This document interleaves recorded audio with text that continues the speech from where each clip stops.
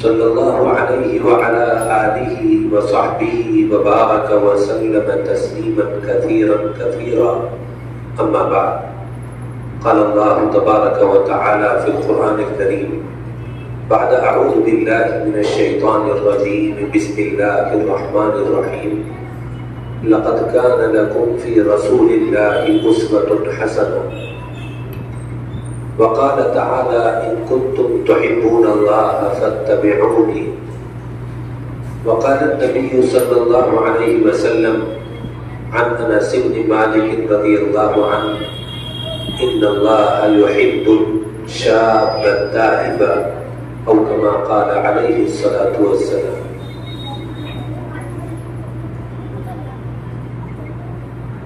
قابل صد احترام علماء اکرام اور میرے بہت ہی عزت اور احترام کے قابل بزرگوں اور بھائیوں، اللہ رب العزت والجلال نے انسانوں کی ہدایت کے لیے دو انتہائی پاکیزہ اور بابرکت سلسلے جاری فرمائے. ایک سلسلہ آسمانی کتابوں کا کہ انسانوں کی ہدایت کے لیے اللہ نے آسمان سے بہت ساری کتابیں، صحیفے اور نوشتے نازل فرمائے، جن کے اندر اللہ تعالی نے زندگی گزارنے کے اصول، قوانین، زندگی کا دستور، اخلاق، آداب، احکام تفصیل سے بیان فرمائے. یہ سلسلہ چھوٹی چھوٹی کتابوں اور صحیفوں سے شروع ہوا اور توریت، زبور اور انجیل سے ہوتا ہوا اللہ کے آخری اور مقدس کلام قرآن کریم پر آ کر کے مکمل ہو گیا. اور ہدایت کا دوسرا سلسلہ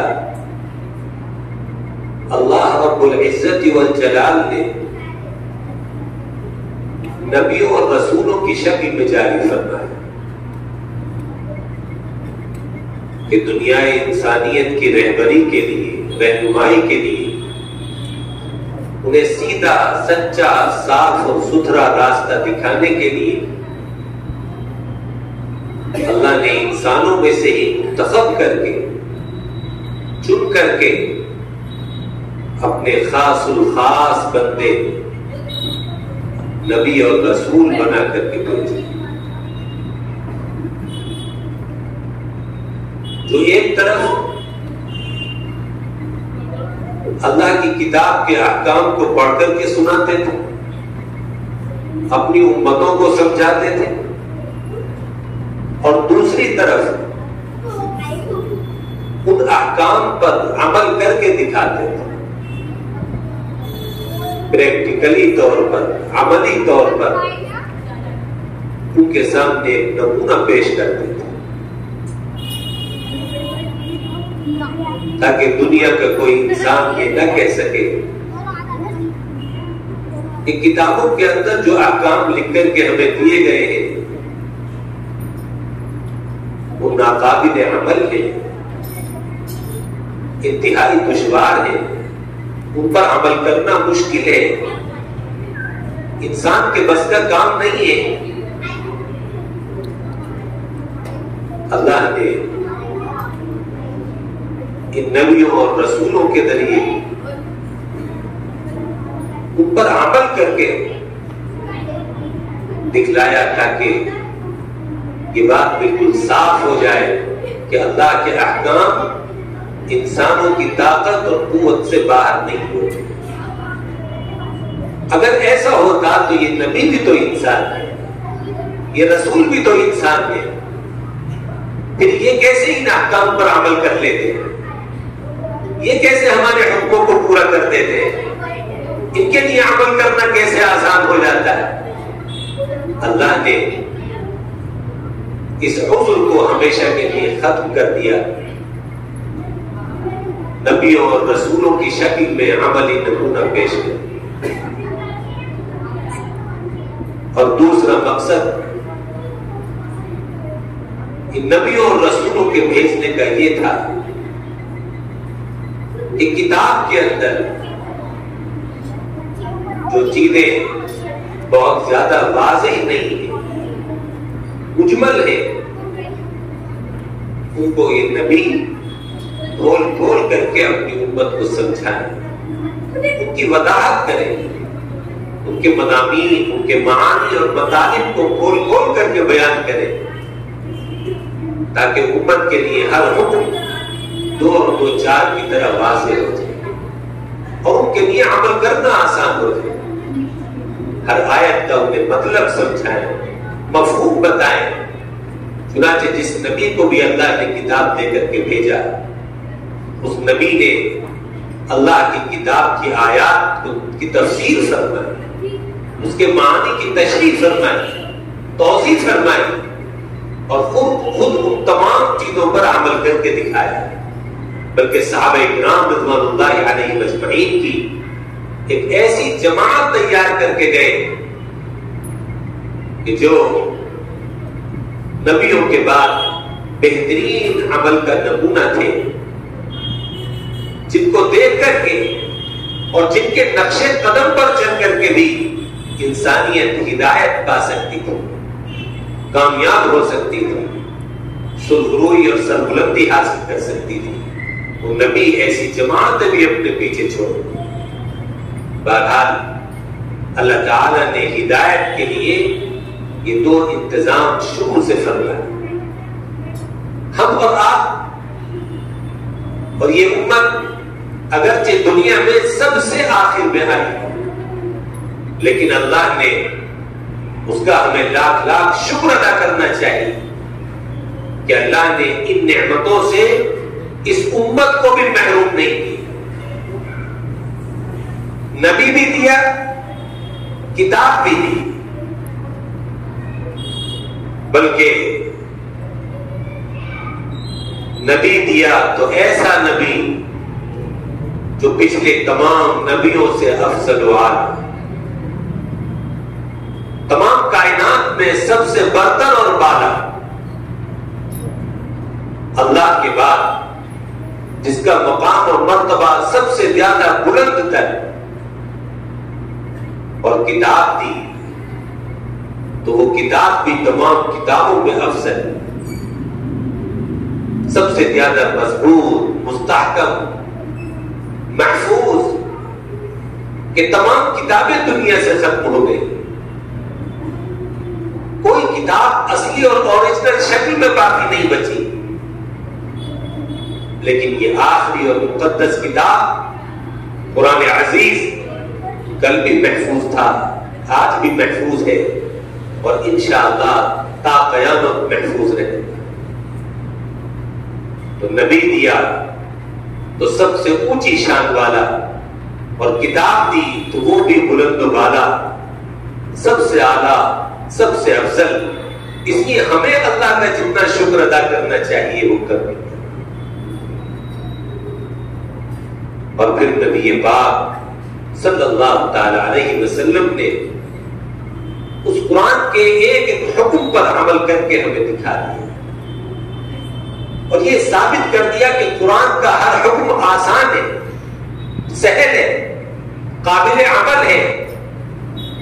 کوئی بھی حکم ایسا نہیں ہے جس پر عمل نہ ہو سکے، جو مشکل ہو، دشوار ہو، بلکہ اللہ نے ہر حکم میں انسانوں کی طبیعتوں کی، ان کے مزاجوں کی رعایت فرمائی ہے، سہولت رکھی ہے، آسانی رکھی ہے، آسائش رکھی ہے، گنجائش اور وسعت اور نرمی رکھی ہے، لچک رکھی ہے۔ یہی وجہ ہے کہ ہر زمانے میں اللہ کے بے شمار بندے ایسے ہوتے ہیں جو اپنی زندگیاں قرآن کے احکام کے مطابق گزار کر کے دنیا سے چلے جائیں، کیونکہ اللہ نے اس قرآن کو ایسا ہی آسان بنایا ہے۔ اس کا پڑھنا آسان، سمجھنا آسان، اس پر عمل کرنا آسان۔ اور یہ سمجھنا کیوں آسان ہوا؟ اس لیے کہ اللہ کے پیارے رسول جناب محمد الرسول اللہ صلی اللہ علیہ وسلم نے قرآن کریم کو اپنے قول اور اپنے عمل سے واضح فرمایا، اس کی ایک ایک آیت کو واضح فرمایا، ایک ایک آیت کا معنی اور مطلب ہمیں سمجھا دیا، اور اس پر عمل کرنا پھر ہمارے لیے انتہائی آسان۔ اللہ سے دعا کیجیے اللہ تعالیٰ ہمیں بھی ان خوش نصیب بندوں میں شامل فرمائے جو اپنی پوری زندگی قرآن و سنت کی روشنی میں گزار کر کے چلے جائیں۔ آج کی اس مجلس میں نبی پاک علیہ الصلوۃ والسلام کی اسی عملی زندگی کا ایک حصہ، ایک پہلو مجھے ذکر کرنا ہے، اور وہ ہے آپ کی جوانی۔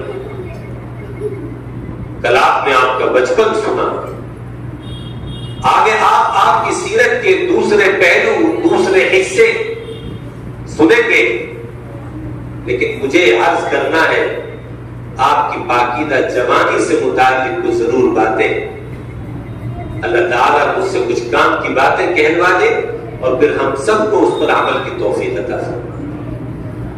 ہم اور آپ جانتے ہیں کہ نبی اکرم صلی اللہ تعالی علیہ وسلم کو اللہ نے نبوت اور رسالت سے سرفراز فرمایا اور اس کے اعلان کا حکم فرمایا جب آپ کی عمر مبارک 40 سال کی ہوئی۔ لیکن 40 سال سے پہلے نہ کوئی فرشتہ آپ کے پاس آیا، نہ قرآن اترا تھا، نہ کوئی اور ہدایت نامہ آپ کے پاس تھا، نہ پچھلے نبیوں کی اور پچھلی شریعتوں کی کچھ تفصیلات، ہدایات آپ کے پاس تھی۔ کوئی آسمانی ہدایت، کوئی آسمانی روشنی کتاب کی شکل میں، احکام کی شکل میں یا کسی اور شکل میں آپ کے پاس موجود ہے۔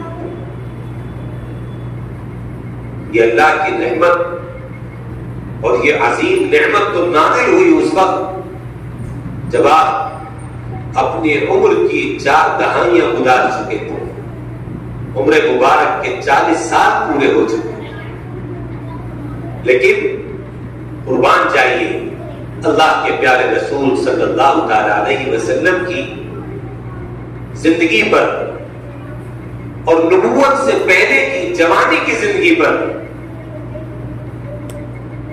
کہ کسی دین، کسی مذہب، کسی آسمانی ہدایت کے بغیر بھی آپ نے اپنی جوانی کو کیسا پاکیزگی کے ساتھ گزارا۔ بچپن یتیمی میں گزرا، تندرستی میں گزرا، فقر و فاقے اور اسرت میں گزرا، بے در پہ آپ کے اوپر مشکلات آتی رہی، مصیبتوں پریشانیوں کے پہاڑ ٹوٹتے رہے، دنیا میں تشریف لائے تو باپ کا سایہ نہیں ملا، 6 سال کے ہوئے تو ماں کا سایہ اٹھ گیا، 2 سال کے بعد دادا رخصت ہو گئے،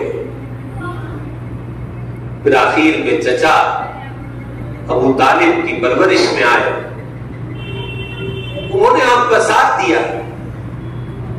اور اس وقت آپ جوانی کی دہلیز پر پہنچ رہے تھے۔ بچپنا بڑے لڑک دل کا زمانہ ہوتا ہے، بچے کی عقل پختہ نہیں ہوتی، اسے زیادہ شعور نہیں ہوتا، سمجھ بوجھ نہیں ہوتی، اس لیے نادانی میں، ناسمجھی میں اس سے کچھ بچکانہ حرکتیں سرزد ہو جاتی، لیکن اللہ کو آپ کو نبی بنانا، اپنا رسول بنانا تھا، قیامت تک آنے والی انسانیت کے لیے آپ کو ہادی، رہنما اور رہبر بنانا تھا، آئیڈیل اور نمونہ بنانا تھا۔ اس لیے اللہ تعالیٰ نے بچپن ہی سے آپ کی حفاظت فرمائی، نگرانی فرمائی، اور بچپنے اور لڑکپن کی عمر کے باوجود بھی آپ سے بے شعوری میں، نادانی میں، ناسمجھی میں بھی کوئی ایسا عمل سرزد نہیں ہوا جو شریعت کے خلاف، جو شان نبوت کے خلاف۔ آپ کا ایک دوست ایک مرتبہ ایک شادی کی محفل میں لے گیا تھا، وہاں رات کو ناچ گانا ہوا۔ اللہ کے نبی صلی اللہ تعالی علیہ وسلم کی عمر ابھی زیادہ نہیں تھی، لیکن جب وہاں ناچ گانا شروع ہوا آپ نے اسے ناپسند فرمایا، کوئی ڈریس اس میں نہیں لیا اور آپ سو گئے۔ روایت میں آتا ہے کہ پوری رات وہ رقص و سرور کی محفل چلتی رہی، ناچ گانا ہوتا رہا، اور نبی کریم علیہ الصلوۃ والسلام اپنی سکون کی نیند پوری کرتے رہے۔ آپ نے ذرہ برابر بھی اس میں شرکت نہیں کی۔ میرے ٹھیلے لگتے، بتوں کی پوجا پاٹ ہوتی، وہاں شرکیات اور لغویات ہوتے، لیکن نبی علیہ الصلوۃ والسلام نے کبھی کسی بت کو ہاتھ تک نہیں دیا، اسے سجدہ کرنا تو دور کی بات، کبھی کسی کے قریب نہیں پھٹکے، کسی کو ہاتھ نہیں لگایا۔ آپ بتوں سے بچپن سے دور رہتے تھے، نفرت کرتے تھے، آپ کو یہ سب چیزیں نہیں بھایا کرتی تھی، پسند نہیں آیا کرتی۔ یہ وہ عمر چل رہی ہے جو لاشعوری کی عمر ہوتی ہے، نادانی اور ناسمجھی کی عمر ہوتی ہے، بچپنے کی عمر۔ تو آپ غور کیجئے کہ جس ہستی نے اپنے آپ کو اس نادانی اور لاشعوری کی عمر میں بچا لیا ہو ان گندی چیزوں سے، تو جوانی جس میں آدمی کو عقل و خرد سے نواز دیا جاتا ہے، شعور کی نعمت اسے دے دی جاتی ہے، ہر اچھی بری چیز کو وہ سمجھنے لگتا ہے، ہر چیز کے بارے میں سوچ سمجھ کر کے خود فیصلہ کر لیتا ہے۔ اس عمر میں نبی پاک صلی اللہ علیہ وسلم کسی ایسے عمل کا کیسے ارتکاب کر سکتے تھے جو شریعت کے خلاف ہوتا، اللہ کے منشا اور مرضی کے خلاف؟ چنانچہ آپ کی سیرت کا مطالعہ جب کرتے ہیں تو پتہ چلتا ہے کہ آقا علیہ الصلوۃ والسلام کی جوانی ہر قسم کی لہو و لعب سے، ہر قسم کی گندگیوں سے، کفریہ اور شرکیہ اعمال سے، اور ان تمام چیزوں سے جو ایک آزاد خیال، آزاد منش نوجوان میں ہوتے ہیں، ان تمام چیزوں سے پاک تھی، صاف تھی، منزہ تھی، مبرہ تھی۔ حالانکہ میں نے ذکر کیا کہ کوئی کتاب آپ کی رہنمائی کرنے کے لیے اس وقت تک نہیں اتری تھی، دین نہیں آیا تھا، لیکن اللہ نے آپ کو طبیعت ہی ایسی سلیم عطا فرمائی تھی، آپ کو ایسی صالح فطرت دی تھی، آپ کے مزاج کے اندر ہی پیدائشی اور طبعی طور پر ایسی نیکی رکھی تھی کہ ہر فضول چیز سے، ہر لایانی کام سے، ہر گندی اور بری خصلت اور عادت سے آپ علیہ الصلوۃ والسلام کو خود بچا کرتے ہیں۔ ہم آج کل کے نوجوانوں کو دیکھ رہے ہیں، جہاں جوانی کی دہلیز پر انہوں نے قدم رکھا، جوانی کی اٹکھیلیاں، جوانی کی مستیاں، اور وہ سارے کام آزاد زندگی کے جو ایک آزاد نوجوان میں ہوتے ہیں ان کے اثرات دکھائی دیتے ہیں. نوجوان ان کو ملوث ہوتے ہوئے نظر آنے لگتے ہیں. دوستانے، ہر طرح کے دوست، اچھے برے، ہر طرح کی صحبتیں، ہر طرح کی محفلیں، مجلسیں، ادھر ادھر گھومنا پھرنا، فیشن، دولت کا بیجا عشق، اس کی بیجا طلب اور محبت، راتوں رات لکھپتی اور کروڑپتی بننے کے خواب اور اس کے لیے کوششیں، ایٹیٹیوڈ، ذرا سا پیسہ آ گیا تو پھر اس کا اظہار، اور اس کی وجہ سے پھر غرور اور گھمنڈ اور تکبر، اور دوسروں کو ذلیل اور حقیر نگاہوں سے دیکھنا، اور پھر ایسا آزاد ہو جانا، بے مہار ہو جانا کہ نہ بڑوں کا ادب، نہ ان کی باتوں کا پاس و لحاظ، اپنے آپ کو سب سے بڑا عقلمند سمجھنا، ماں باپ کی رعایت نہیں، ان کی خدمت کا جذبہ نہیں، غریبوں، یتیموں، بیواؤں، مسکینوں سے پیار محبت، بجائے اس کے ان سے ایک طرح کا اعراض، ان سے بھاگنا، ان سے بچنا، اور پھر اپنی خواہشات، نفسانی خواہشات کے مطابق زندگی گزارنا، اور ہر نفسانی خواہش کو پورا کرنے کی کوشش کرنا، نگاہوں کا ادھر ادھر بہکنا، اور ہر طرح کی غیر محتاط اور غیر محفوظ زندگی گزارنا، یہ آج نوجوانوں کا شیوا بن گیا. عام طور پر نوجوانوں کے اندر اس طرح کی بہت ساری بری خصلتیں نظر آنے لگتی ہیں، لیکن قربان چاہیے آقا و مولا جناب محمد الرسول اللہ صلی اللہ تعالی علیہ وسلم کی جوانی پر کہ اس طرح کی کوئی گندگی دور سے دور تک آپ کی اس جوانی میں اور آپ کی اس زندگی کے اس حصے میں ہمیں نظر نہیں آتی. بچپن گزرا، جوان ہوئے، کوئی زیادہ کام کاج نہیں تھا، لیکن گھر میں رہنا، تنہائی پسند کرنا، اور تنہائی میں جا کر کے اللہ کو یاد کرنا.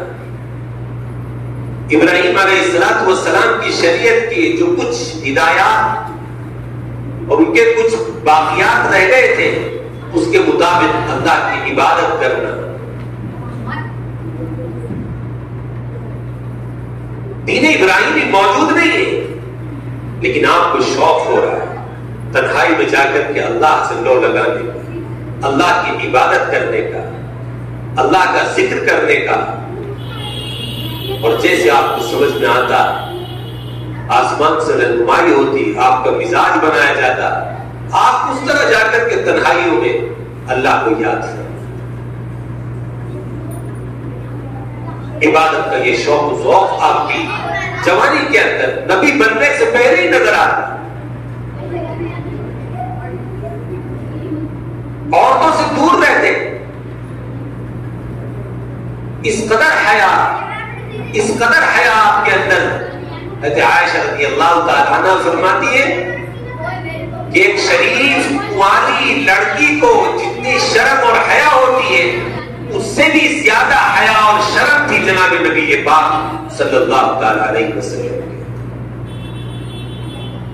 آج تو بے حیائی کی حدیں پار ہو گئی، لیکن آقا علیہ السلام شرم و حیا کی مجسم تصویر تھے، مجسم نمونہ تھے. عورتیں گھر میں آتی، آپ بچ جاتے. کبھی براہ راست کسی عورت سے بات نہیں کرتے. کبھی بات کرنی ہوتی گھر کی عورتوں سے پوچھتے کون ہے، کس کام سے ہے، ان کو بیچ میں واسطہ بنا. آنکھ بھر کر کے ان کو نہیں دیکھتے، آنکھ اٹھا کر کے ان کے اوپر نہیں ڈالتے، نگاہیں اپنی نیچی کر لی. پردے کے احکام نہیں تھے. عورتیں اس زمانے میں پردہ نہیں کیا کرتی تھی. اسی نبی پاک صلی اللہ علیہ وسلم کے سامنے وہ پردے کے ساتھ تو نہیں آتی، آپ خود پردہ کرتے. شرم کی وجہ سے آپ کی نگاہیں خود نیچی ہو جاتی. یہ اثر تھا اس حیا کی صفت کا جو اللہ نے آپ کو ودیعہ اکثر طبعی اور فطری اور پیدائشی طور پر اللہ نے آپ کے اندر رکھی تھی. اس قدر حیا، اس قدر شرم کہ کوئی حیا اور شرم کا مسئلہ بھی آپ عورتوں میں برملا کھل کر کے بیان نہیں سکتا. ازواج مطہرات اور آپ کی بیویاں درمیان میں واسطہ بنتی، وہ اللہ کے رسول سے پوچھتی اور اللہ کے رسول کی بیویاں اس کو آگے بڑھا پوچھنے والوں کو بتایا. ایک شخص آیا اور اس کے جسم پر کچھ زرد رنگ کا کچھ بنا ہوا تھا یا کچھ رنگ لگا ہوا تھا. اس طرح کا رنگ جس طرح اس زمانے میں عورتیں لگاتے تھے. نبی پاک صلی اللہ علیہ وسلم نے اپنی نگاہیں نیچی دیکھ کر کے خود آپ کو شرم آ گئی کہ یہ آدمی کیسا میک اپ کیے ہوئے اور تو والا رنگ اس نے لگا رکھا ہے. اور آپ اتنا شرما گئے یہ سوچ کر کے کہ یہ عورتوں کی چیز استعمال کیے ہوئے کہ آپ خاموش رہے. اور جب وہ چلا گیا تو صحابہ سے فرمایا کہ اگر تم اسے ٹوک دیتے اور اسے دھونے کے لیے کہہ دیتے تو بہت اچھا. اتنی شرم و حیا. عائشہ رضی اللہ تعالی عنہا آپ کی چہیتی بیوی، سب سے زیادہ منظور نظر، لیکن وہ آپ کی حیا، آپ کی شرم اور آپ کی گھر کی اندرونی پاکیزگی کو بیان کرتی. حالانکہ اللہ نے ہر شوہر بیوی کو اجازت دی ہے کہ وہ ایک دوسرے کے ننگے جسم کو، برہنہ جسم کو دیکھ سکتے ہیں، شرمگاہوں تک کو دیکھ سکتے ہیں. لیکن حضرت عائشہ فرماتی ہے پوری زندگی نہ کبھی میں نے آپ کی شرمگاہ کو دیکھا، نہ کبھی آپ نے میری شرمگاہ. جوان عنفوان شباب پر ہے اور پھر کیسی طاقت قوت. اگر حدیثوں کے حساب سے دیکھا جائے تو 4000 مردوں کے برابر طاقت تھی نبی پاک صلی اللہ تعالی علیہ وسلم کے. 100 جنتی مردوں کے برابر آپ کو اللہ نے طاقت عطا فرمائی. لیکن جوانی کی اس طاقت اور قوت کے باوجود اپنے جذبات پر، اپنی خواہشات پر انتہائی قابو رکھنے والے، سب سے زیادہ اپنی خواہشات پر قابو رکھنے والے تھے نبی پاک صلی اللہ علیہ وسلم. آج تو ہم دیکھ رہے ہیں کیا ماحول بن چکا ہے، کس طرح نوجوانوں کے جذبات اور کس طرح ان کی خواہشات معاشرے کو گندا کر رہی ہیں. اور کون سا ایسی گندگی، ایسی نجاست اور غلاظت نہیں ہے جو اس وقت معاشرے میں دیکھنے جا رہی ہے. اور یہ صرف نتیجہ ہے جوانی کی انہی جذبات کا، ان ہیجان انگیز جذبات کا جو مختلف طریقوں سے جن کو ابھار دیا گیا ہے. لیکن نبی کریم صلی اللہ تعالی علیہ وسلم بھی جوان تھے، وہ ہم سے کہیں زیادہ جوان تھے. اور میں نے عرض کیا کہ ہزاروں مردوں کی طاقت اللہ نے تنے تنہا ان کو عطا فرمائی تھی، لیکن اس کے باوجود بھی اپنی خواہشات اور اپنے جذبات پر کتنا قابو ہے. کہتے عائشہ رضی اللہ تعالی عنہ کی اس حدیث سے پتہ چلتا ہے جو میں نے 25 سال کی آپ کی عمر مبارک ہوتی ہے. 25 سال کی عمر تک آپ کے اندر طہارت، پاکیزگی، نگاہیں پاک، زبان پاک، کان پاک، دل پاک، آپ کے خیالات پاک. اور کام صرف کیا؟ غریبوں کی مدد کرنا، یتیموں کے کام آنا، بیواؤں کے لیے سہارا بننا، معذور جو کما نہیں سکتے کما کر کے ان کو کھلانا، ان کو لا کر کے دینا. یہ آپ کی جوانی کا مشن اور یہ وہ عمل تھا جس سے آپ کی جوانی بھری ہوئی. دیکھتے پھرتے تھے، کوئی بھوکا مل جائے جسے کھلا دے، کوئی پیاسا مل جائے جسے پلا دے، کپڑے کا محتاج ہو تو کپڑا دے. حالانکہ خود تنگدست تھے، گھر میں بہت زیادہ خزانے بھرے ہوئے نہیں تھے، درے یتیم پیدا ہوئے تھے اور گھر کے بڑوں کا سہارا بھی اٹھ گیا تھا اور کوئی خاص تجارت اور بزنس بھی نہیں تھا جو اسباب معاش کی ریل پیل ہوتی. لیکن اس کے باوجود جذبہ صرف مدد کا، نصرت کا، خدمت خلق کا. کوئی بھی ضرورت مند آپ کو مل جاتا، آپ اس کی ضرورت پوری کرنے کی کوشش کریں. حدیث میں آتا ہے ایک فقیر گھر پر دروازے پر آیا، اس نے کھانے کا سوال کیا. آپ نے اپنی بیوی سے پوچھا گھر میں کچھ ہے؟ فرمایا کہ بہت تھوڑا سا کھانا ہے جو ہمارے لیے بھی کافی نہیں. آپ نے فرمایا کوئی بات نہیں، اسے دے. خود فاقے سے اور بھوک کے ساتھ رات گزارتی، اور گھر میں جو کچھ کھانا تھا وہ اٹھا کر کے اس سائل کو، اس فقیر کو دے دیا، اس کے حوالے. نکل کے گھر سے نکلے ہیں، دیکھا کہ بوڑھی عورت ہے راستے کے کنارے پر کھڑی ہوئی رو رہی ہے. پوچھا اما جان کیا بات ہے، کیوں رو رہی ہے؟ بتایا کہ میں غریب عورت ہوں، ایک یہودی عورت کی باندھی نوکرانی ہوں. اس نے 5 دینار کا مجھے تیل خریدنے کے لیے بھیجا تھا. میں نے تیل خرید لیا، سر پر رکھ کر کے برتن جا رہی تھی، اچانک مجھے ٹھوکر لگی، میں گری، سارا تیل زمین پر بکھر گیا. ریتیلی زمین تھی، اس نے سارا تیل چوس لیا. میری مالکت بڑی سخت اور تند مزاج ہے، بڑی غصے والی ہے. اب وہ مجھ پر غصہ ہو، درے سے کوڑے سے مجھے مارے گی. میں بوڑھی ہو چکی ہوں، میری ہڈیوں میں اب اتنی جان نہیں ہے کہ میں اس کی مار برداشت کر سکوں. اس لیے یہی سوچ سوچ کر کے رو رہی ہوں کہ کیسے گھر واپس جاؤں.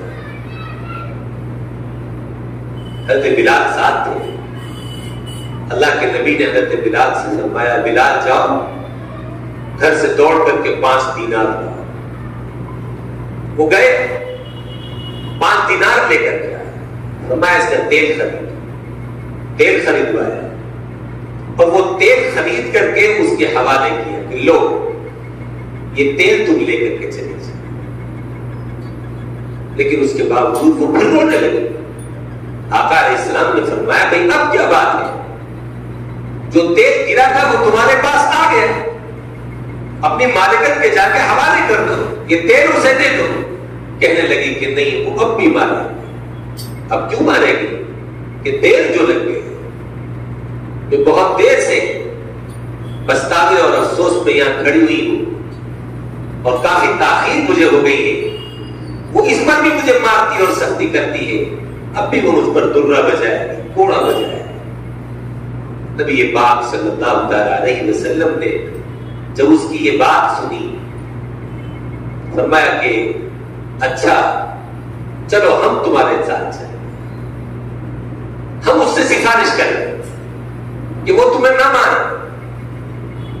بڑھیا خوش ہو گئی، نبی علیہ السلام کو لے کر کے چل گئی، مدینے کی گلیاں پار کی، آبادی گزر گئی، جنگل شروع ہو گیا، ایک ویرانے میں ایک جھونپڑی سی کچا مکان سا آیا، وہ اس پر لے جا کر کے حضور علیہ السلام کو ٹھہر گئے، کہ یہی میری مالکن کا گھر ہے۔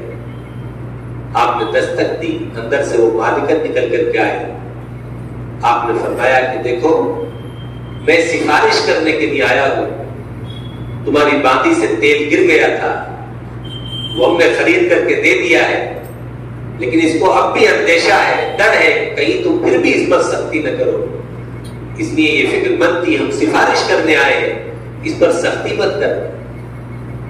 لیکن جب اس نے نبی پاک صلی اللہ علیہ وسلم کا حسن و جمال دیکھا، کالی زلفیں چہرے پر پڑی ہوئی دیکھی، جوانی کا زمانہ تھا، حسن و جمال بھی آپ کا شباب پر تھا، اس یہودی عورت کو دیکھ کر کے اس کے پیروں کے نیچے سے زمین نکل گئی۔ کیا زمین پر اتنے خوبصورت انسان بھی پائے جاتے؟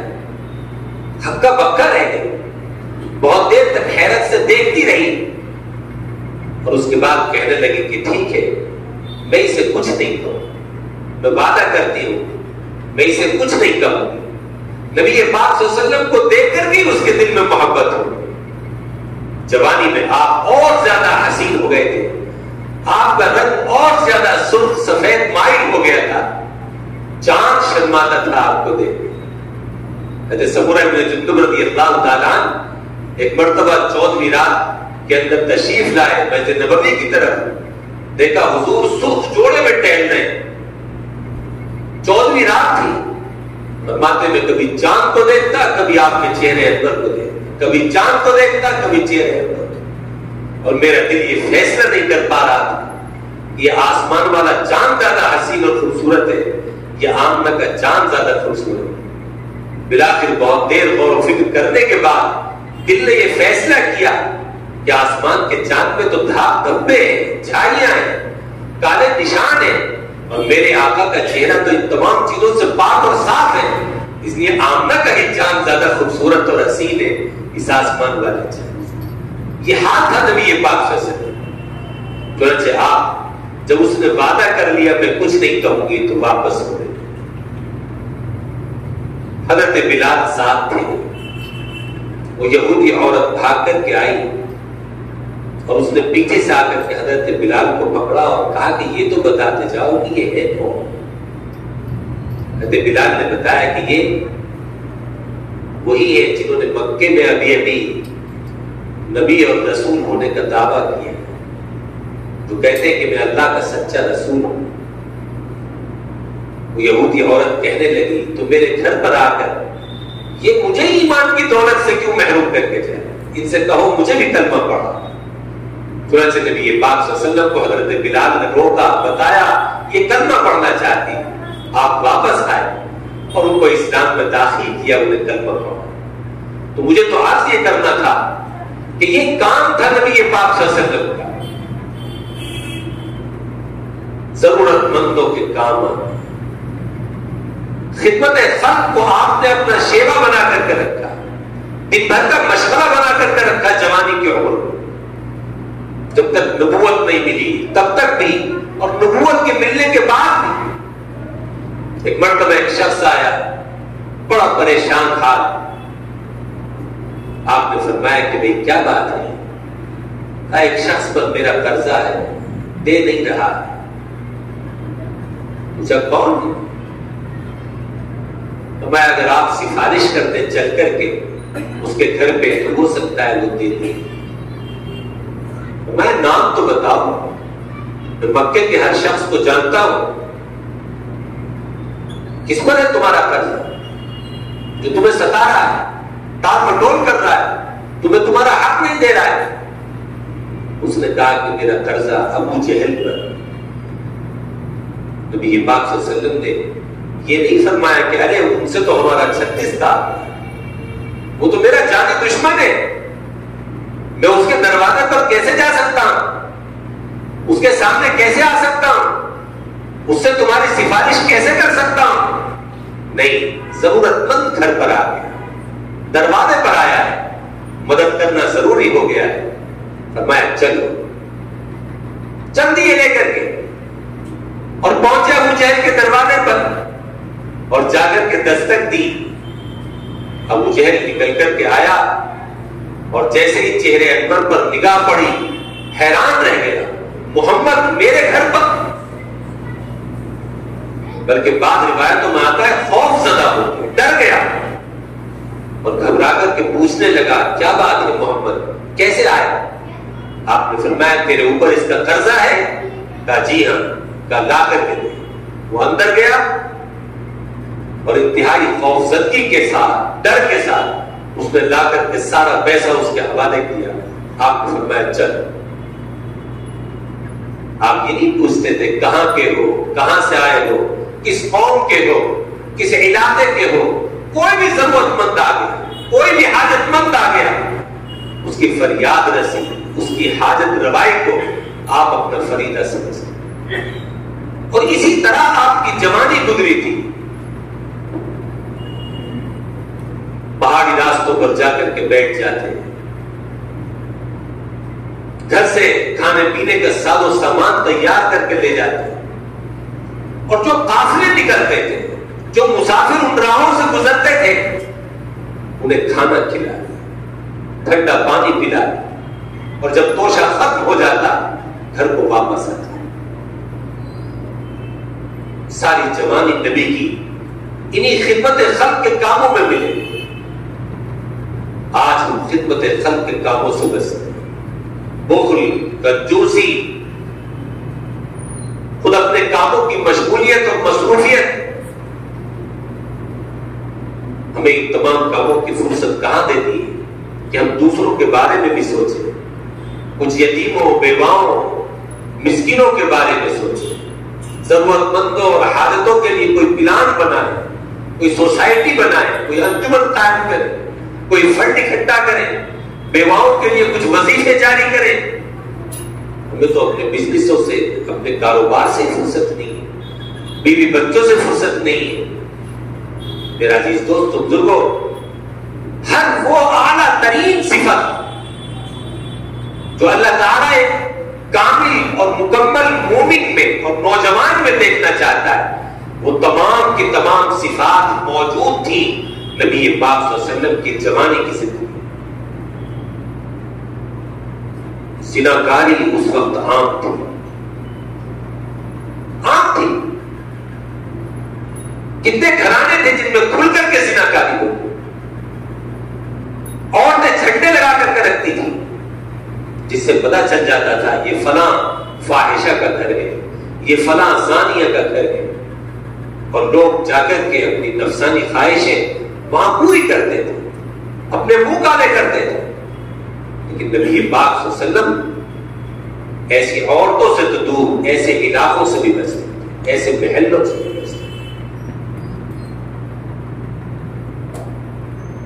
آپ نے اپنی جوانی کی حفاظت کی، اپنی عصمت کی، اپنی عفت کی حفاظت کی۔ آپ نے اپنے دامن کو داغدار نہیں ہونے دیا، خود پردہ فرماتے، اجنبی عورتوں سے بات کرنے سے بچتے، ان کے مجمع میں نہیں جاتے، ان کے قریب نہیں آتے، براہ راست ان سے گفتگو نہیں فرماتے، بلکہ کوئی اور بھی اگر اجنبی مرد، اجنبی عورت کو دیکھتا، کوئی دوسرا نوجوان بھی، تو ایسے واقعات پیش آئے کہ آپ نے اس کا سر پکڑ کر کے موڑ دیا۔ جب یہ اجنبی ہے تم کیوں اسے دیکھ رہے ہو؟ تمہیں دیکھنے کا حق نہیں۔ دوسرے نوجوانوں کی بھی اس سلسلے میں آپ تعلیم فرمائیں، نگرانی فرمائیں۔ یہ بہت بڑی چیز ہے کہ ایسے ماحول کے اندر آدمی رہ رہا ہو جہاں یہ چیزیں عام ہو، بے پردگی عام ہو، عریانیت عام ہو، فحاشی عام ہو، لیکن اس کے باوجود بھی اپنی جوانی کو وہ ان تمام چیزوں میں ملوث ہونے سے بچا جائے، محفوظ کر کے لے جائے، یہ کتنی بڑی جفاکشی کی بات ہے، کتنی بڑی قربانی کی بات ہے، کتنی زبردست کامیابی کی بات ہے۔ جوانی میں ہر قسم کی طاقت، قوت اللہ تعالیٰ نوجوان میں پیدا فرماتا ہے۔ ہر طرح کے احساسات، خیالات، جذبات اس کے ارد گرد ہوتے ہیں، وہ ان تمام کا مقابلہ کرتے ہوئے اور سب کو کچل کر کے، دبا کر کے، مسوس کر کے اپنے دل کو اور گناہوں کے تمام تقاضوں کو ریجیکٹ کر کے اپنے آپ کو پاکیزہ رکھے، حیا کے زیور کے ساتھ آراستہ رکھے، اپنی نگاہوں کی حفاظت رکھے، اپنی شرمگاہوں کی حفاظت رکھے، تو اللہ تعالیٰ پھر ایسے نوجوان کو کتنا پسند فرماتے ہیں، اس کا ذکر خود آپ نے اپنی حدیث میں فرمایا۔ ایسا پاکیزہ نوجوان جس نے اپنی جوانی کو گناہوں سے پاک گزارا ہو اور اللہ تعالیٰ کی عبادت میں اس کی نشو و نما ہوئی ہو، وہ پروان چڑھا ہو، فرمایا قیامت کے دن جو انتہائی ہولناک دن ہوگا، خوفناک دن ہوگا، جس کی ہیبت کا یہ عالم ہوگا کہ جوان بوڑھے ہو جائیں، سر کے بعد سیاہ سے سفید پڑ جائیں، ماں کے پیٹوں سے بچے گر جائیں گے، جس کے خوف سے، جس کے لرزے سے، جس دن سورج کی تابانی، اس کی تپش، اس کی حرارت، اس کی تمازت اس قدر تیز ہوگی کہ کھوپڑیاں انسانوں کی ہانڈیوں کی طرح کھول رہی ہوگی اور پسینے میں اس طرح شرابور ہوں گے لوگ، گرم پسینے میں، اس کے بارے میں حدیث میں آتا ہے کہ اس پسینے کے قطرے اگر بہت پہاڑ پر ڈال دیے جائیں وہ پگھل جائے، ایسا گرم پسینہ انسانوں کے بدنوں سے برآمد ہو رہا ہوگا سورج کی اس حرارت اور گرمی کی وجہ سے، اور ساری انسانیت پریشان ہوگی، انتہائی پریشان، آہوزاری میں مبتلا، اور ایک موقع تو وہ آئے گا کہ آنسو بہاتے بہاتے آنکھیں خشک ہو جائیں گی تو خون کے قطرے نکلنے لگے، لیکن قیامت کی شدت سے، میدان محشر کی اس گرمی سے، اس تکلیف سے اللہ تعالیٰ اس نوجوان کو سکون عطا فرمائے گا، نجات عطا فرمائے گا، پناہ عطا فرمائے گا، جس نے اپنی جوانی کو گناہوں سے پاک گزارا ہوگا، اللہ کے احکام کے پورا کرنے میں گزارا ہوگا، اللہ کی عبادت کے اندر صرف کیا۔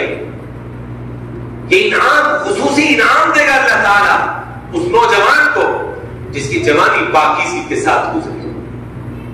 تو میرے عزیز دوستو، بزرگوں، نبی کریم صلی اللہ علیہ وسلم نبی بنے 40 سال کی عمر کے بعد، لیکن آپ کی جو 40 سال کی پہلے کی عمر ہے وہ بھی ایسی صاف، شفاف، ایسی پاکیزہ کہ اگر کوئی نوجوان اس کی نقل اتار لے، اس کی کاپی کر لے، اس کی تقلید اور اتباع کر لے تو اس کی جوانی کامیاب ہو، وہ اللہ کا ولی بن جائے، اللہ کا محبوب، مقبول اور مقرب بندوں میں شمار ہو۔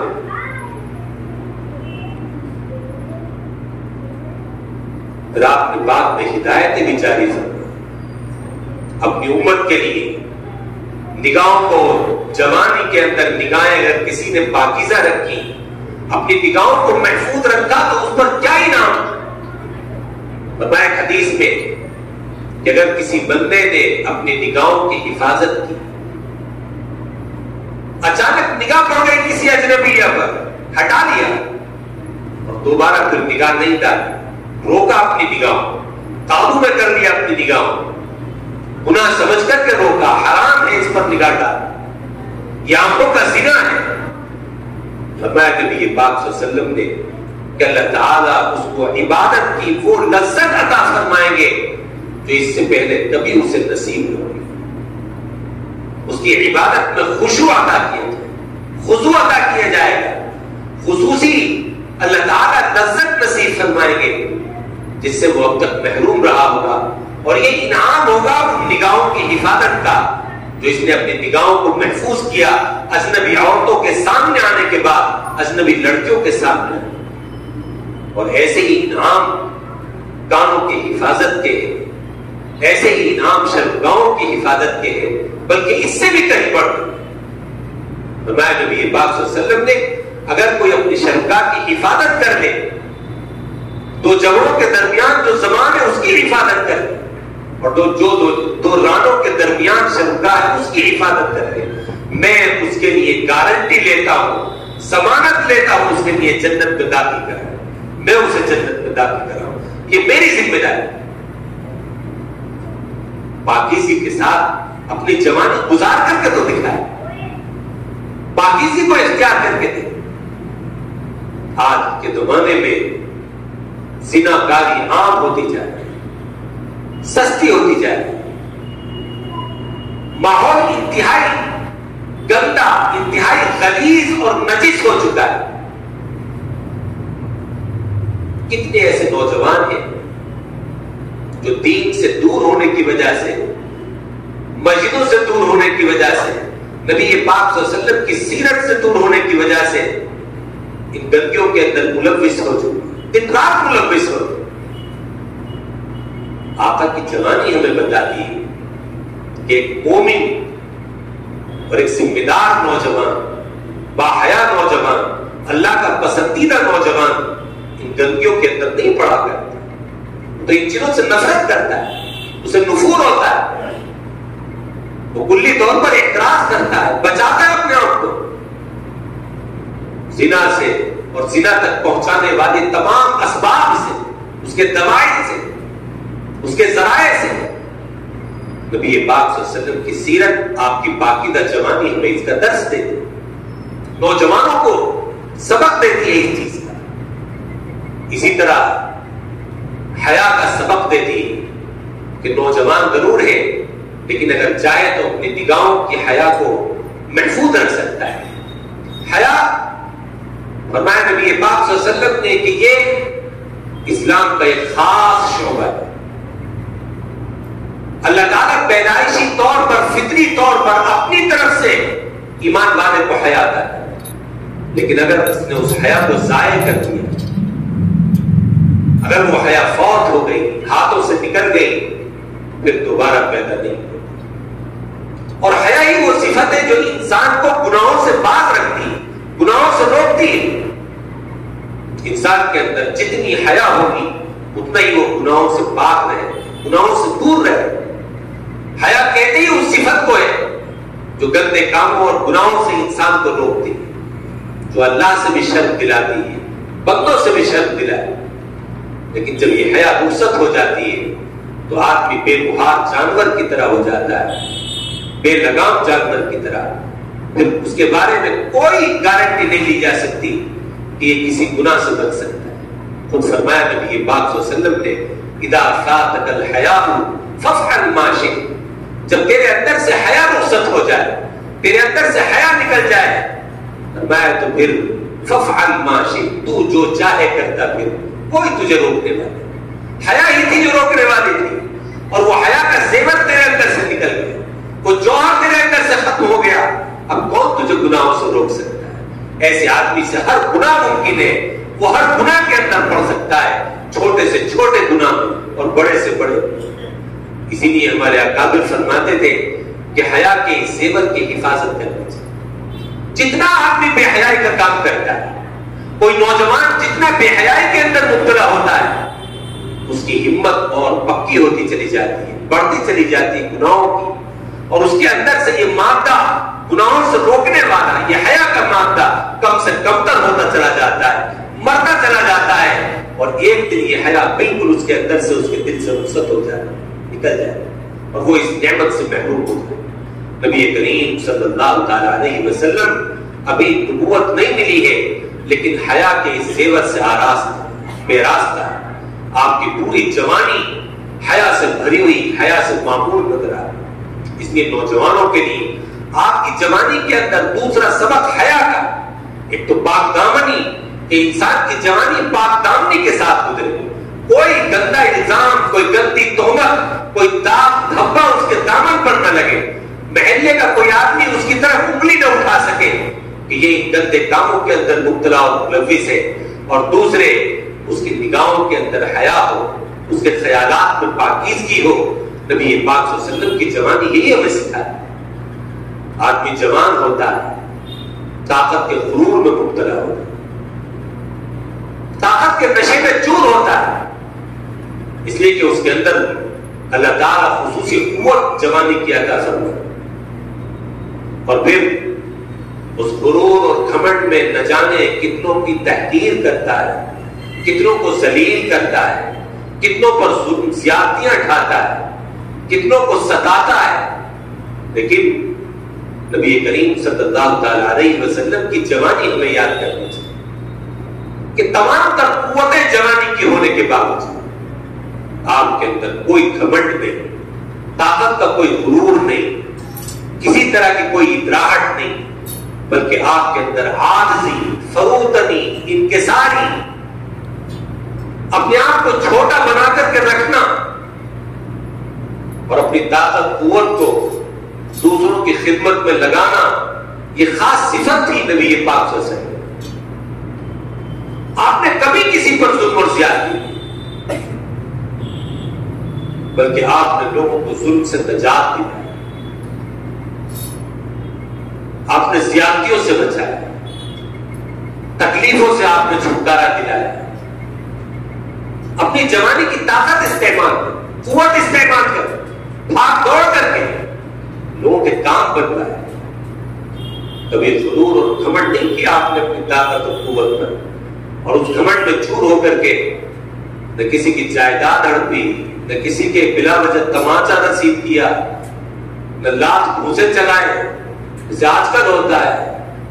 نوجوانوں کو دیکھتے ہیں، ذرا سا کسی نوجوان سے کسی نے کچھ کہہ دیا، بلکہ اس کے دوست سے کچھ کہہ دیا، سارے دوست اکٹھے ہو کر کے اس کی چٹنی بنانے کی کوشش کرتے، بیچارہ اجنبی ہو، مسافر ہو، بائک سے بائک ٹکرا گئی، ذرا سی تو میں ہو گئی، بس پھر کیا تھا، آپ سے باہر ہو گئے۔ جوانی کا جوش، جوانی کی طاقت اور قوت، بس ہاتھ چھوٹ گئے، اور پھر نہیں دیکھا جاتا کہ اس بیچارے کا کتنا برا حال ہو، اس پر کیا گزرے۔ ایسے واقعات آنکھوں سے دیکھے، لیڈیز ساتھ، ایمان والا ہے، اس کے ساتھ لیڈیز ساتھ میں ہے، لیکن پھر بھی مسلمان نوجوانوں نے اس ایمان والے کی اچھی طرح تربیت بنائی۔ ذرا سی بات، جوانی کے جوش، نبی پاک صلی اللہ علیہ وسلم کی جوانی ہمیں بتاتی ہے کہ اللہ تعالیٰ نے یہ جوانی نعمت کے طور پر، یہ طاقت اور قوت اللہ کا انعام ہے، یہ اس کی نعمتیں ہیں، اور یہ وہ نعمتیں ہیں جن کے بارے میں کل قیامت کے دن اللہ کے ہاں سوال ہوگا، پوچھا جائے گا جوانی کہاں گزاری، یہ جوانی کی طاقت کہاں لگائی تھی، یہ صلاحیتیں کہاں صرف ہوئی تھی، کسی پر زیادتی اور ظلم میں تو صرف نہیں ہوئی تھی۔ اللہ کی بارگاہ میں بندے کو، ایک نوجوان کو اس کا حساب دینا پڑے گا، اپنی جوانی کا، اپنی طاقت اور قوت کا۔ بلکہ حدیث میں تو یہاں تک فرمایا کہ اگر کسی کو اس جوانی کے غرور میں اور جوش میں آ کر کے ناجائز تماچا بھی نصیب کیا ہوگا، اللہ کا قیامت کے دن اس ایک تھپڑ کا بھی بدلہ دے گا۔ لا یغادر صغیرۃ ولا کبیرۃ الا احصاها۔ جب کوئی نوجوان کسی نوجوان کو تھپڑ رسید کرتا ہے ناجائز، اللہ کے فرشتے اسے فوراً ریکارڈ کر لیتے، محفوظ کر لیتے۔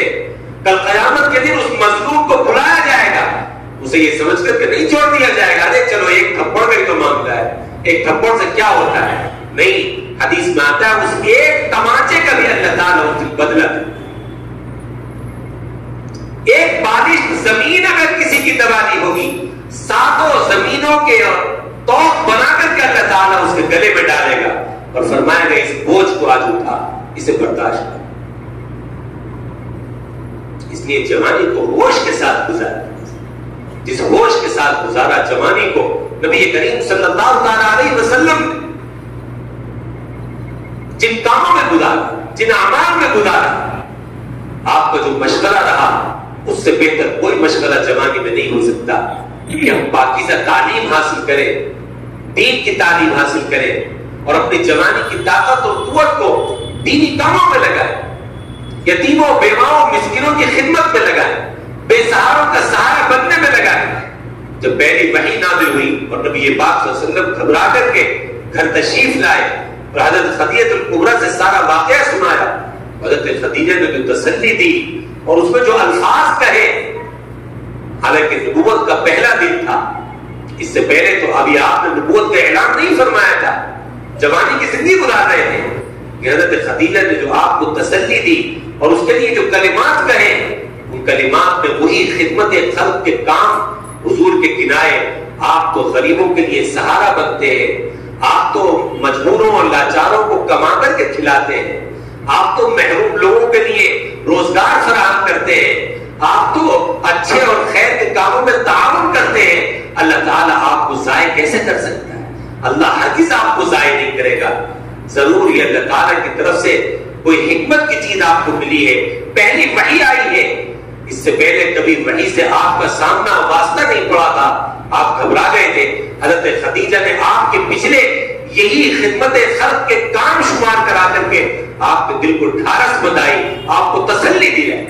اس سے پتہ چلتا ہے کہ آپ نبی بننے سے پہلے جوانی کی پوری زندگی میں یہی سارے کام کریں، خیر کے کاموں میں سب سے آگے بڑھ چڑھ کر کے حصہ لینے والے، صدق اور امانت کے پیکر، سچائی آپ کی زبان پر ایسی چھپی ہوئی تھی کہ ساری زندگی آپ علیہ الصلوۃ والسلام نے کبھی خلاف واقعہ کوئی بات اپنی زبان سے نہیں نکالی، کوئی بات ایسی نہیں کہی جس کے اندر ذرہ برابر جھوٹ کا امکان ہو، ذرہ برابر شک و شبہ کی گنجائش ہو۔ نہ آپ خود کبھی جھوٹ بولتے تھے، نہ کسی کے لیے جھوٹ بولنا پسند فرماتے تھے، سچائی کی تصویر تھے، اور خود فرماتے تھے نبی پاک صلی اللہ علیہ وسلم، ہمیشہ سچ بولو چاہے تمہیں ہلاکت کا خدشہ نظر آئے، چاہے ہلاکت کا خوف ہو، میں ہلاک کر دیا جاؤں، اگر سچ بولوں گا تو قتل کر دیا جاؤں، مار ڈالا جاؤں گا، لیکن فرمایا پھر بھی سچ کو لازم کرو۔ فرمایا سچائی نجات ہے، سچائی انسان کو جنت کی طرف لے جاتی ہے۔ آدمی سچ بولتا ہے، اللہ کے ہاں اس کا نام صدیق لکھا جاتا ہے، سچا لکھا جاتا ہے، اور جب جھوٹ بولتا ہے تو فرمایا وہ جھوٹ انسان کو جہنم کی طرف کھینچ کر لے جاتا ہے، اور پھر اس کا نام کاذبین میں اور کذابوں میں لکھا جاتا ہے، جھوٹوں میں اس کا نام چھپا۔ نبی پاک صلی اللہ علیہ وسلم نے امت کو تعلیم دی، فرمایا کہ یہ جھوٹ اور ایمان دونوں ایک ساتھ جمع نہیں ہو سکتے۔ صحابہ نے ایک بار پوچھا تھا، یا رسول اللہ مومن بزدل ہو سکتا ہے؟ کہا ہو سکتا ہے۔ بخیل ہو سکتا ہے؟ بخیل اور کنجوس ہو سکتا ہے۔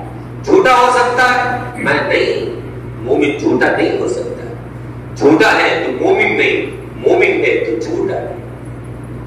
ذرا ہم آج اپنی زندگیوں کو دیکھیں، کس طرح صبح سے لے کر کے شام تک ہماری زبانوں پر جھوٹ چلتا ہے اور جھوٹ جاری رہتا ہے، دکان میں، کارخانوں میں، مارکیٹ میں، گھر میں، باہر میں، بلکہ اب تو یہ بات عام ہوتی چلی جا رہی ہے۔ لوگ کہنے لگے ہیں بھئی بغیر جھوٹ کے تو کام ہی نہیں چلتا، بغیر جھوٹ کے تو کام نہیں چلتا۔ یہ افسوسناک بات، ہرگز نہیں۔ جھوٹ انسان کو پھنساتا ہے، ہلاکت کی طرف لے جاتا ہے۔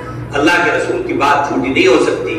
آپ نے فرمایا ان الصدق ینجی والکذب یہلک، سچ انسان کو نجات دلاتا ہے اور جھوٹ انسان کو ہلاک کرتا ہے۔ آپ نے اپنی جوانی میں کبھی جھوٹ نہیں کیا، وعدے کے خود بھی سچے تھے، خود بھی پکے تھے، اور دوسروں کے وعدوں پر بھی یقین کرتے تھے۔ چنانچہ مشہور واقعہ ہے، جوانی کا واقعہ، ابھی آپ کو نبوت نہیں ملی تھی، ایک شخص سے کچھ معاملہ ہوا اور وہ وعدہ کر کے چلا گیا کہ آپ یہیں کھڑے رہیں، میں ابھی آ رہا ہوں۔ حدیث میں آتا ہے کہ 3 دن آپ وہیں کھڑے، صرف اپنی ضرورت پوری کرنے کے لیے جاتے، کھانے کے لیے جاتے، یا ضرورت پوری کرنے جاتے۔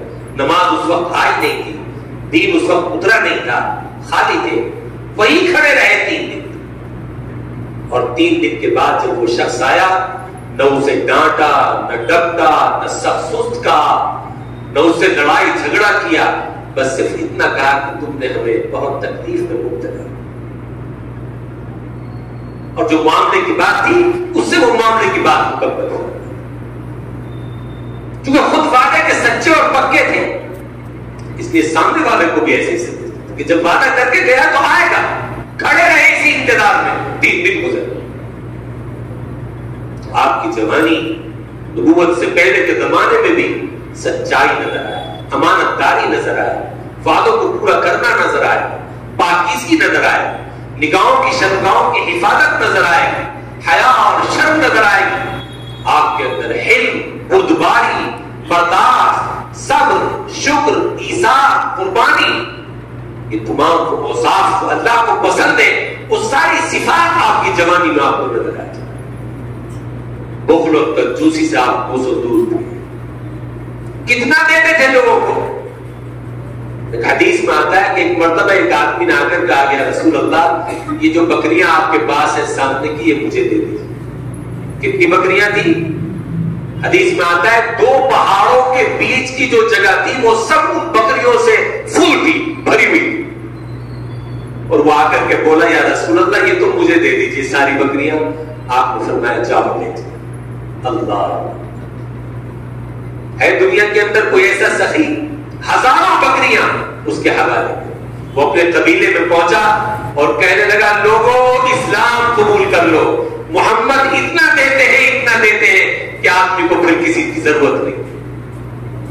اس کی دعوت پر قبیلہ اسلام لائے، لوگ اسلام میں داخل ہوئے، مشرف کا اسلام۔ ایسی سخاوت، کنجوسی اور بخل کہیں سے کہیں تک نہیں۔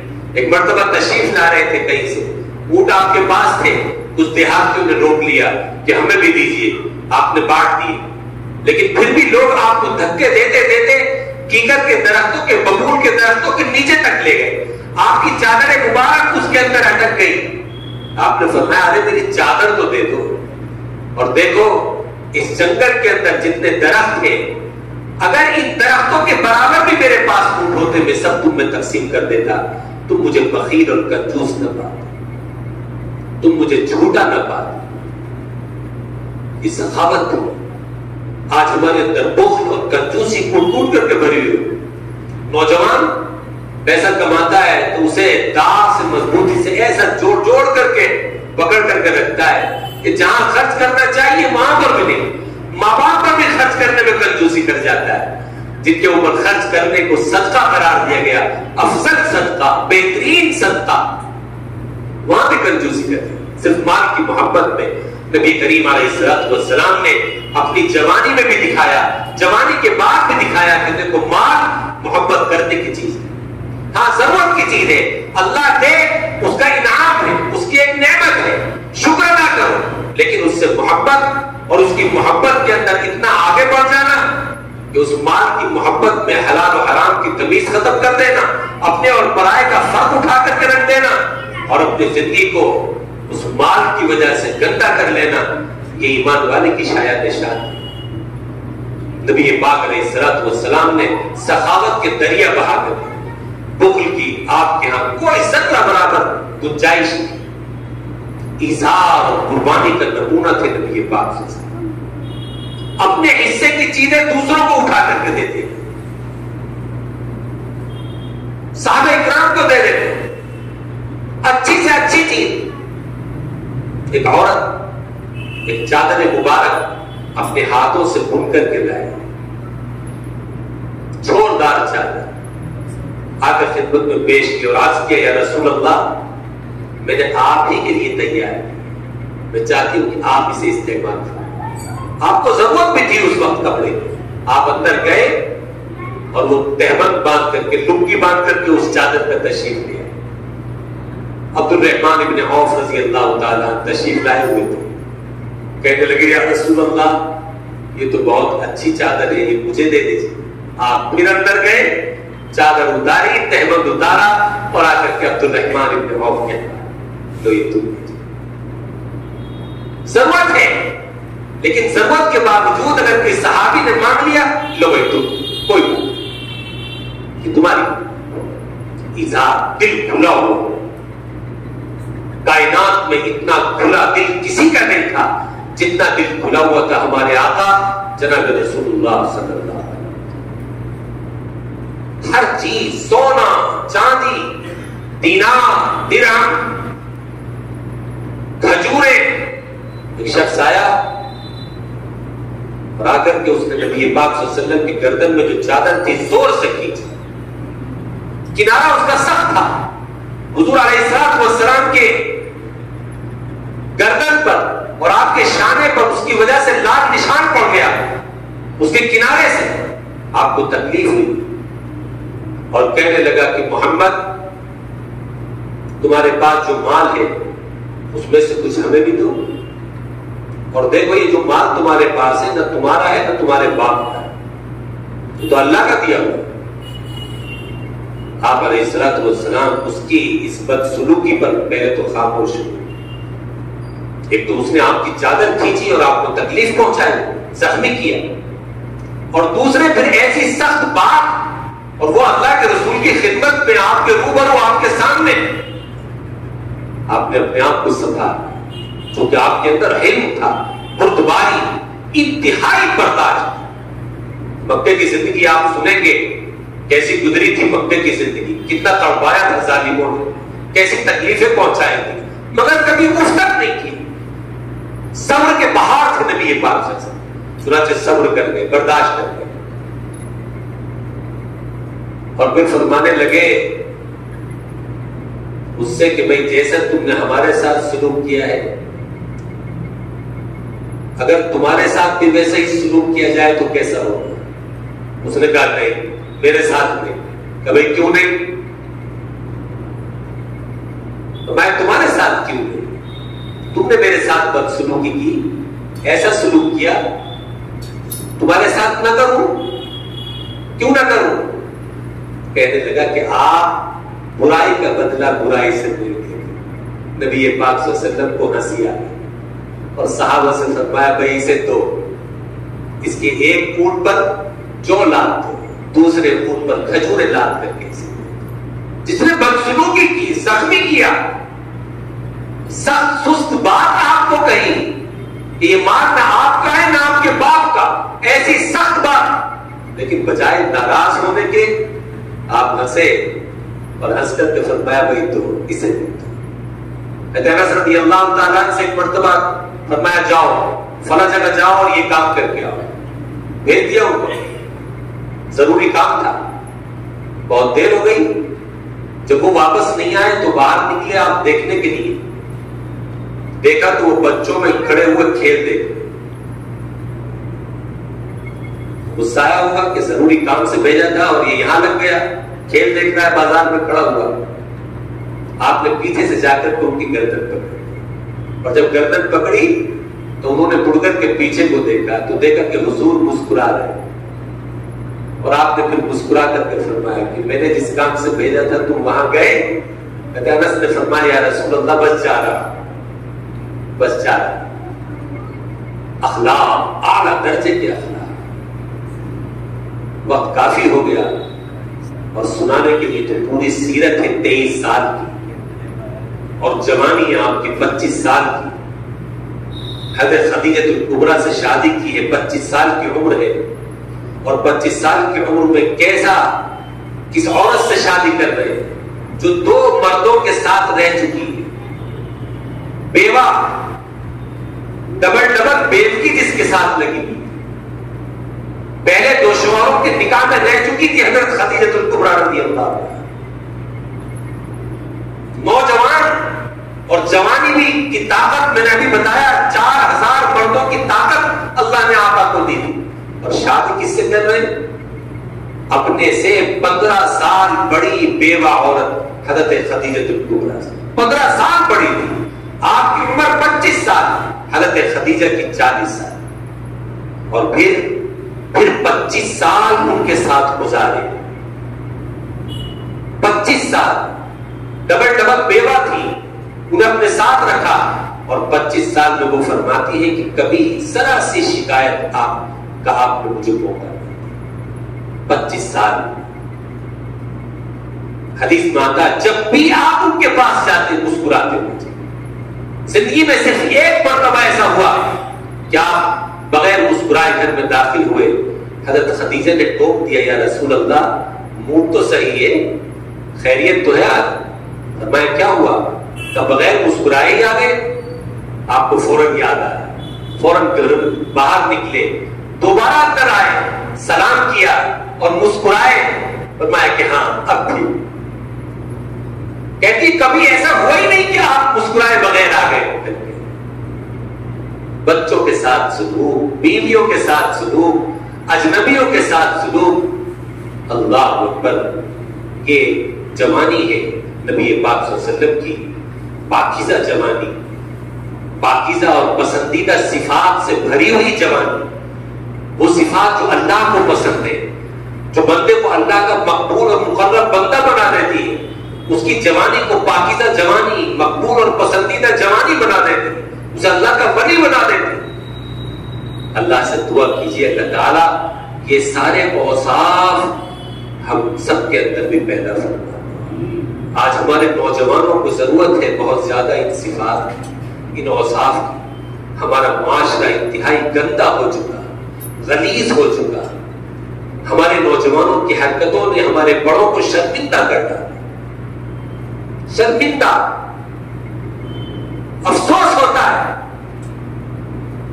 پنجاب جا رہا ہے, یہاں روزگار سے پریشان ہے, اور روزگار کی تلاش میں نکل کر کے پنجاب اور ہریانہ جاتا ہے, اور اللہ تعالیٰ اپنی رحمت سے اسے ایک روزگار دیتا ہے. ایک غیر آدمی اس کے اوپر بھروسہ کر کے کہ یہ مسلمان ہے, اسے اپنے گھر پر رکھتا ہے, اپنے یہاں نوکری پر لگاتا ہے, اور یہ اس کی بیٹی سے غلط تعلقات قائم کر کے اور عشق محبت میں پھنسا کر کے اسے بھگا کر کے لے گا. کیا اثر پڑتا ہوگا نوجوانوں کی ان حرکتوں کا ان غیروں پر, کہ مسلمان نوجوانوں پر اعتماد کیا تھا. ایک زمانہ تھا کہ غیر لوگ اپنی لڑکیاں مسلمانوں کے گھروں میں چھوڑ کر کے جاتے تھے جب سفر پر جاتے تھے, کہ بھائی میں سفر پر جا رہا ہوں, تم مسلمان ہو, تمہارے اوپر بھروسہ ہے, میرے اچھے پڑوسی ہو, میری جوان بچی ہے, تمہارے یہاں محفوظ رہے. اتنا اعتماد. اور آج ہمارے نوجوانوں کے یہ کرتوت سیرت نبی اور نبی پاک صلی اللہ علیہ وسلم کی پاکیزہ زندگی کے اسباب کو پڑھنے کی, انہیں جاننے کی پہلے سے کہیں زیادہ ضرورت آج ہے. بدنام کر دیا آج ہمارے نوجوانوں نے. آپ دیکھیں چلتے ہوئے نوجوانوں کو, نگاہیں ان کی کبھی چھجوں پر ہے, کوئی لڑکی نظر آتی ہے تو سب کی نگاہیں ایک ساتھ ادھر اٹھ جاتی ہے. نگاہوں کی حفاظت نہیں, حیا نہیں, شرم نہیں, نہ باپ کی عزت کا خیال, نہ ماں کی عزت کا خیال, نہ خاندان کے رتبے کا خیال. بس ایک عجیب قسم کا جنون سوار ہے, جوانی کے جذبات ہیں, جوش ہے, اور اس کے اندر بدہوش ہوئے پڑے ہیں, اور وہ حرکتیں کرتے چلے جا رہے ہیں جس سے پورے خاندان کی عزت تباہ ہو. اس لیے ایسے حالات میں نبی پاک صلی اللہ علیہ وسلم کی جوانی کو پڑھنا اور آپ کی جوانی کی پاکیزگی کو جاننا اور آپ کے اوصاف کا علم حاصل کرنا, انہیں سننا انتہائی لازمی ہے, ضروری ہے. ہر نوجوان تک اس کا پیغام پہنچانا ہے. اللہ تعالی ہم سب کو نبی پاک علیہ الصلوۃ والسلام کے ان اعلیٰ اوصاف کا حامی بنا. سیرت طیبہ کی یہ اسباق اللہ تعالی ہماری زندگیوں میں پیدا فرما دے, اور ہمیں سیرت کے مطابق اپنی زندگیوں کو اور اپنی جوانی کو گزارنے والا بنا دے. وآخر دعوانا الحمد للہ رب العالمین.